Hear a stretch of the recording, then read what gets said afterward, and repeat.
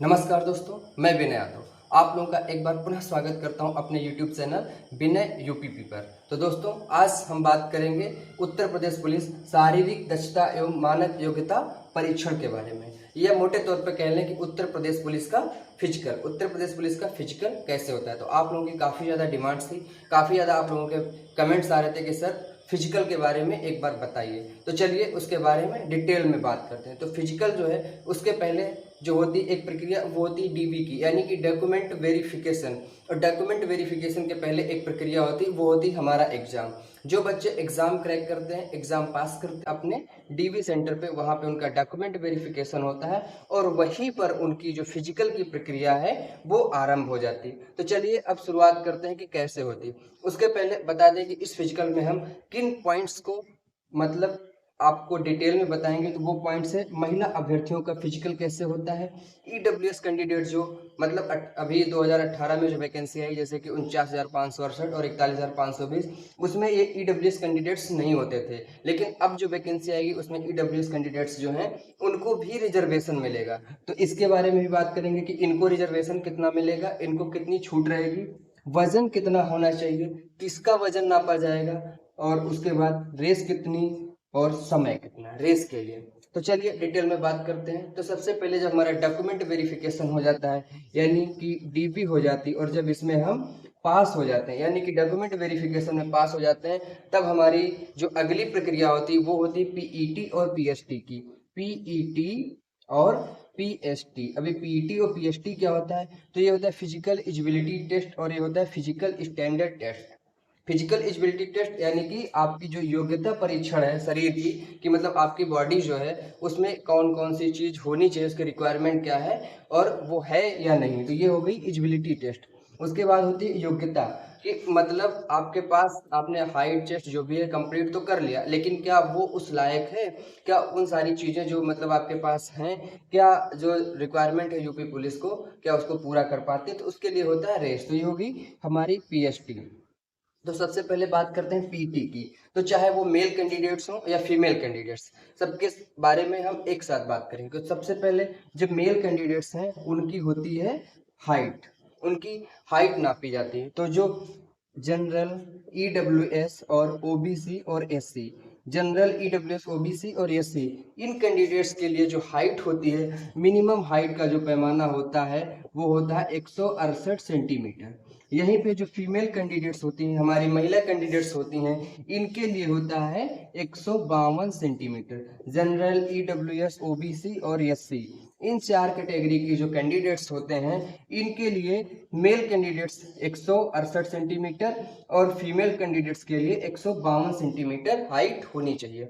अब बात कर लेते हैं एसटी कैंडिडेट्स के लिए। एसटी कैंडिडेट्स तो अगर वो मेल हैं, एसटी कैंडिडेट्स अगर वो मेल हैं तो उनके लिए 160 सेंटीमीटर, और अगर वो फीमेल हैं तो 147 यानी कि 147 सेंटीमीटर उनकी हाइट होनी चाहिए। ये मिनिमम हाइट है।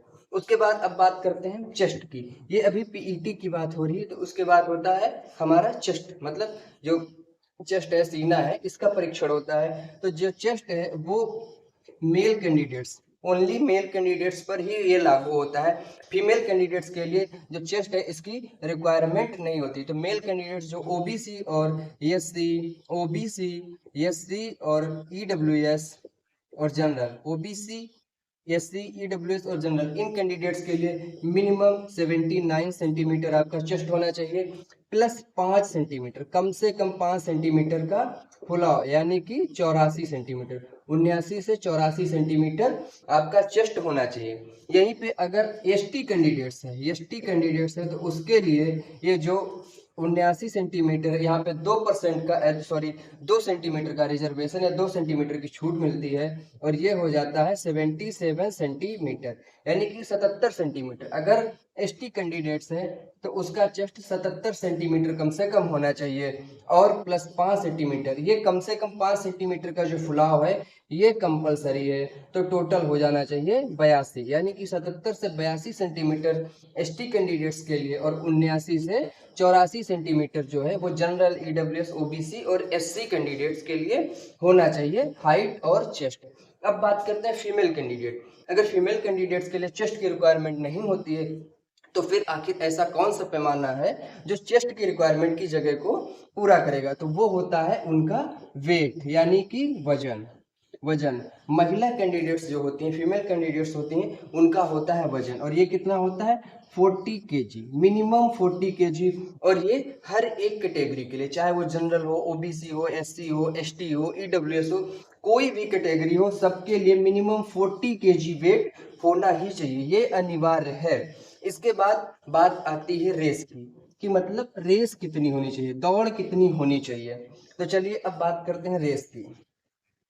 तो जो मेल कैंडिडेट्स हैं उनकी रेस अलग होती है, और फीमेल कैंडिडेट्स जो हैं उनकी रेस अलग होती है। तो मेल कैंडिडेट्स हैं, अब वो चाहे जनरल हो, ईडब्ल्यूएस हो, ओबीसी हो, एससी हो, एसटी हो, कोई भी हो, उन सबको 48 मीटर, यानी कि 4.8 किलोमीटर, 4800 मीटर या 4.8 किलोमीटर की रेस कितनी देर में पूरी करनी पड़ती है? वो होती है 25 मिनट में। 25 मिनट में ये पूरी करनी पड़ेगी। अब बात करते हैं फीमेल कैंडिडेट्स की। तो फीमेल कैंडिडेट्स को 2400 मीटर, यानी कि 2400 मीटर या 2.4 किलोमीटर की रेस कंप्लीट करनी होती है। कितनी देर में? 14 मिनट्स, यानी कि 14 मिनट में उनको अपनी रेस कंप्लीट करनी होती है। इसमें किसी भी प्रकार का, किसी भी कैटेगरी के कैंडिडेट्स को कोई रिजर्वेशन नहीं होता। तो अब आप लोग सोच रहे हो कि मैंने ईडब्ल्यूएस क्यों लिख रखा है, जब इनको कोई छूट ही नहीं, तो ईडब्ल्यूएस को क्यों लिखा गया? तो बेसिकली देखिए, 2018 में जो वैकेंसी आई 49,568 हो, चाहे वो हो 41,520, उस समय ईडब्ल्यूएस की कैटेगरी नहीं हुआ करती थी। ईडब्ल्यूएस की कैटेगरी अभी हाल ही में 2020 के बाद से लागू होना शुरू हुई। तो ईडब्ल्यूएस की जो कैटेगरी है, इसमें आपको सीट्स का रिजर्वेशन मिलता है, यानी कि अगर 10,000 सीट हैं तो उसमें आपको 10% का रिजर्वेशन मिलेगा, यानी कि 1,000 सीट का रिजर्वेशन तो ईडब्ल्यूएस कैंडिडेट्स को मिल सकता है। लेकिन यहाँ पे आपके जो क्वालिफिकेशन है, एलिजिबिलिटी है, उसमें कोई छूट नहीं मिलेगी। अब बात करते हैं कि महिला अभ्यर्थियों का फिजिकल कैसे होता है। तो महिला अभ्यर्थियों का जो फिजिकल है वो पुरुष अभ्यर्थियों की तरह ही होता है, उसमें कुछ भी चेंज नहीं होता। बस अगर चेंज होता है तो पुरुष अभ्यर्थी जो होते हैं, मेल कैंडिडेट्स होते हैं, उनका जो होता है वो चेस्ट नापा जाता है, और महिला कैंडिडेट्स हैं उनका जो है वजन नापा जाता है। बस इतना अंतर होता है। और दूसरा अंतर होता है रेस में। पुरुष कैंडिडेट्स की रेस होती है 4.8 किलोमीटर की, और महिला कैंडिडेट्स जो होती हैं उनकी रेस होती है 2.4 किलोमीटर की। बस इतना ही अंतर होता है। बाकी अंतर होता है हाइट में, यानी कि लंबाई में। लंबाई में पुरुष कैंडिडेट्स जो होते हैं उनकी लंबाई 168 सेंटीमीटर, और महिला कैंडिडेट्स की लंबाई 152 सेंटीमीटर होती है। बस इतने से माइनर से डिफरेंस है। मतलब वो सारी एलिजिबिलिटी, वो सारी क्राइटेरिया जो पुरुष कैंडिडेट्स के लिए होते हैं, वो महिला कैंडिडेट्स को भी फेस करनी पड़ती हैं। बस उनके मानक जो होते हैं वो थोड़ा थोड़ा सा कम होते हैं। तो दोस्तों, आज का सेशन हमारा इसी के साथ समाप्त होता है। अगर आपको हमारी वीडियो पसंद आती है तो चैनल को लाइक करिएगा, सब्सक्राइब करिएगा, और वीडियो को शेयर करिएगा। और साथ में अगर आपको किसी और टॉपिक पे वीडियो चाहिए तो कमेंट करके बताइएगा, तो उस टॉपिक पर भी वीडियो बना दी जाएगी। जय हिंद दोस्तों, नमस्कार।